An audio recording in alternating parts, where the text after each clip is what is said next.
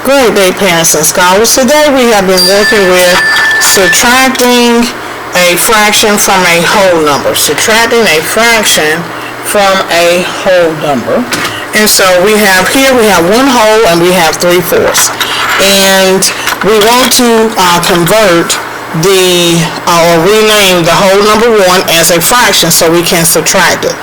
So the first thing you do when you have a whole number, you look and find the denominator of the fraction. Whatever the denominator is of the fraction, that will become our 1 whole. And so, in place of 1 whole, we'll have 4/4. Because when the numerator and denominator is the same number, it still equals 1. So it's an even trade. The same as if you traded 4/4 for $1. Okay? Even trade. This is 1 whole, and 4/4 is 1 whole. The only thing you have to do is be careful. Whatever the denominator is, that's what your whole will be. So, for example, if this was a 5, it will be 5/5. If the denominator was an 8, it will be 8/8. Okay? So, we rename 1 whole to 4/5 minus 3/4. Now, it's much easier to subtract, isn't it? So, when we're subtracting fractions, adding or subtracting, we do not add or subtract the denominator. It stays what it is. So our denominator is 4, and 4 minus 3 is 1. So our answer is 1/4. Okay? Now another way that the students may choose to do this. Now this is the number bond way. The other way is to take diagrams. So let me move my board up some. So I'm going to represent my 1 whole by doing a tape diagram or area model. Okay, my denominator is 4, so I need 4 parts within my tape diagram. So in order to get 4 parts, I need to do 3 lines. 1, 2, 3. So these 3 lines gave me 1, 2, 3, my 4 parts. Okay, now we're going to subtract 3/4. So 3/4 was used. So we're going to do 1/4, 2/4, 3/4. What is left? 1/4. Okay, so students may see it easier using the tape diagram, or they may see it easier doing the number bond. Whichever is easier for them, that's the one I want them to do. Okay, so let's do some more practice with that. Let's do something bigger than the whole number 1. Let's try the whole number 2. We're going to do 2 and 4, 6. 2 and 4, 6. Okay, first, this time I'm going to do the tape diagram way first. So I'm going to do 2 whole tape diagrams. Here's 1, and here's 2. Whatever the whole number is, that lets me know how many tape diagrams I need. Okay, the denominator is 6. So what does that mean?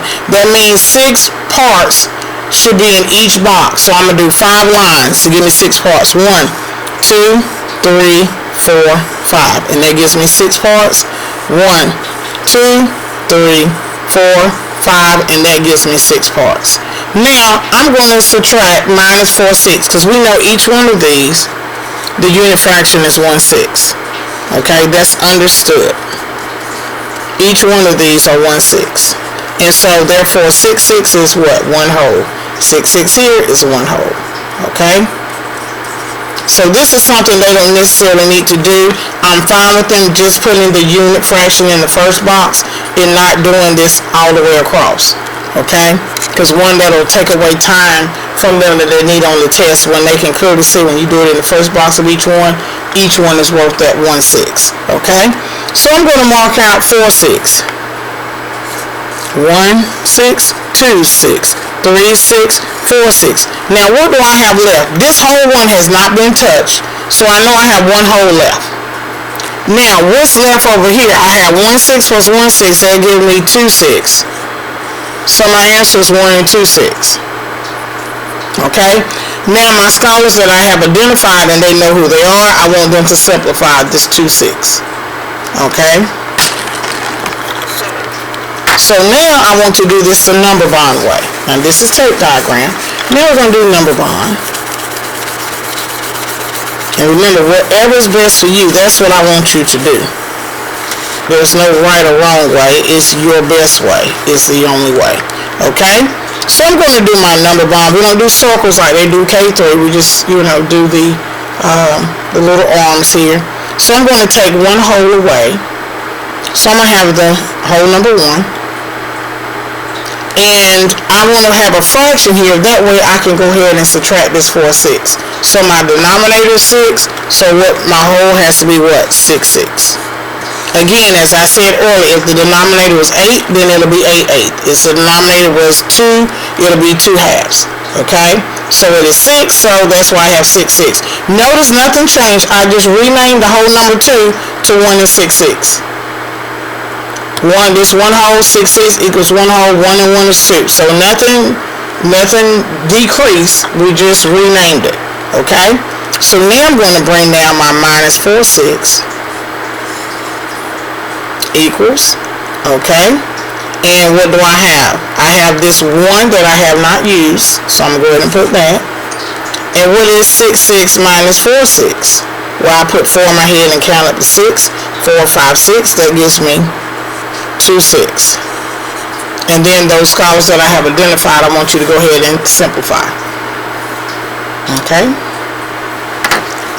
And let's do one more example. I want to make sure that we have a solid understanding. Okay?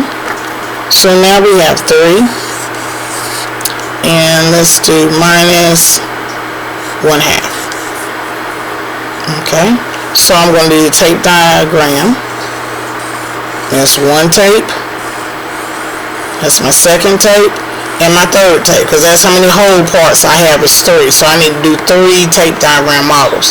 Well, my denominator is 2, so I need 2 parts. So I'm going to do 1 line in each one. 1 line gives me 2 parts. 1 line gives me 2 parts. 1 line gives me 2 parts. Now, how many have I used? 1 half, so I'm going to mark out 1 half. Okay, so I have 2 whole pieces that have not been used, correct? So I put the whole number 2, and what's left here? 2 and a half. 2 whole pieces and then a half. Okay? Now let me go to the number bond method.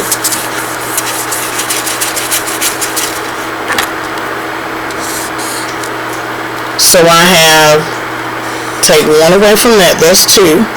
And so the 1 that I took away, I'm going to make that a fraction, and that'll be 2 halves because my denominator is 2.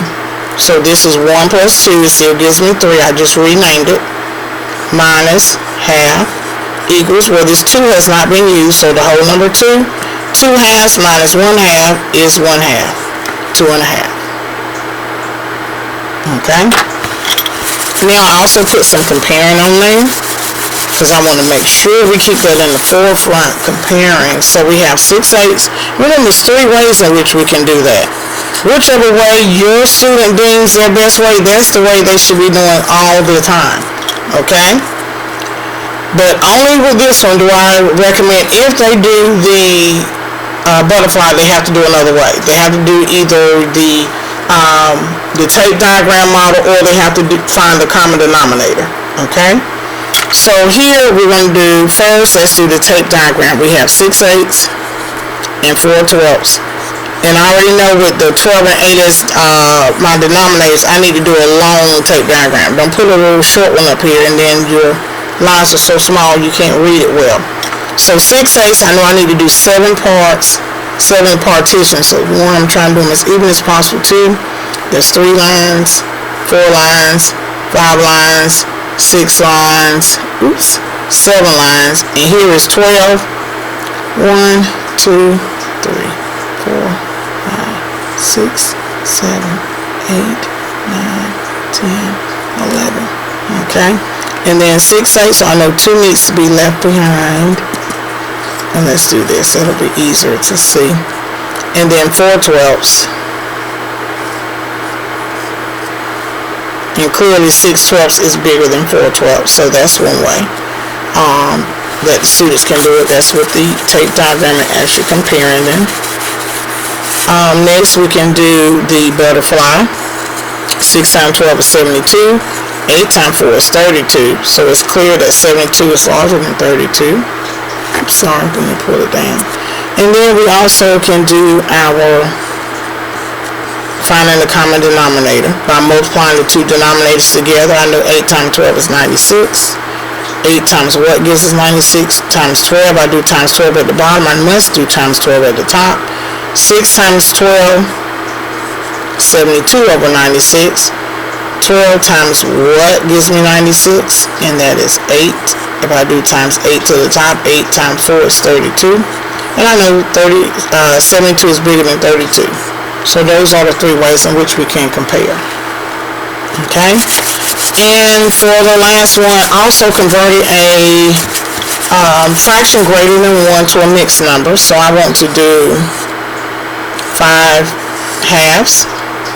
Okay, so I can take the whole piece out. If my denominator is 2, I have 2 halves.